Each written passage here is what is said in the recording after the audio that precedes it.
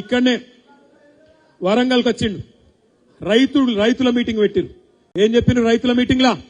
కేసీఆర్ 10,000 ఇస్తుండు, మేము 15,000 ఇస్తాం రైతు బంధు అన్నారు. అన్నారా లేదా? ఇచ్చిర్రా మరి ఇళ్ళ మొక్కలకు? ఎన్నిసార్లు ఎగ్గొట్టిండు రైతు బంధు? 2 పంటలకు రైతు బంధు ఎగ్గొట్టిండు. ఇవాళ కూడా ఎంత ఇస్తున్నాడు? 12,000 అట. 15,000 ఇస్తా అన్నాడు, 12,000. బోనస్ ఇస్తా అన్నాడు ప్రతి పంటకు.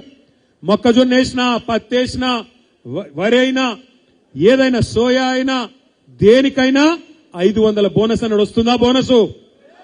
వస్తుందా వస్తలేదా? కేసీఆర్ అసలుదారులకు ఇస్తున్నాడు, భూ యజమానులకు ఇస్తున్నాడు. నేను కౌలుదారులకు కూడా ఇస్తా, కౌలు రైతులకు కూడా ఇస్తా అన్నాడు. రైతు బంధు పడుతుందా కౌలుదారులకు? రైతులకే కాదు, రైతు కూలీలకు ఇస్తా, నెలకు 1,000 రూపాయలు ఇస్తా అన్నాడు. 25 నెలలు అయిపోయా, వచ్చినా 25,000. మరి ఎవరిని ఊరి తీయాలి? ఎవరిని ఊరి తీయాలి? రేవంత్ రెడ్డిని కాదు. రేవంత్ రెడ్డిని చాలా చేయాలి గాని, రేవంత్ రెడ్డి లాగుల తొండలు ఇడిచి పెడదాం తర్వాత. గాని ఊరి తీయాల్సింది రాహుల్ గాంధీ అని హౌలగాన్ని.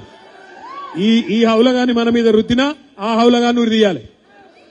ఇక్కడ వరంగల్కి వచ్చి అబద్దాలు ఆడి రైతులను 70 లక్షల మంది రైతులను మోసం చేసిండు రాహుల్ గాంధీ. హౌలగాన్ని ఊరి తీయాలి నడి బజార్లా. ఇదే రాహుల్ గాంధీ హైదరాబాద్ లో అశోక్ నగర్కి పోయిండు. అక్కడ పోయి డైలాగులు కొట్టిండు. ఏమన్నాడు? కేసీఆర్ కేటీఆర్ ఇద్దరు ఉద్యోగాలు ఊడగొట్టుండ్రి, మీకు మొదటి సంవత్సరంలోనే 2 లక్షల ఉద్యోగాలు ఇస్తా అని అక్కడ ఉండే తమ్ముళ్లను చెల్లెలను రెచ్చగొట్టిండు. పాపం ఆ తమ్ముళ్ళు చెల్లెలు నమ్మిండ్రు. నమ్మి పాపం తాండాలు ఉన్నోళ్ళు తాండాలకు వచ్చిండ్రు, వాళ్ళ ఇళ్లకు, ఊర్లు ఉన్నోళ్ళు ఊర్లలోకి వచ్చిండ్రు, పట్నంలో ఉన్నోళ్ళు పట్నంలో పోయినరు.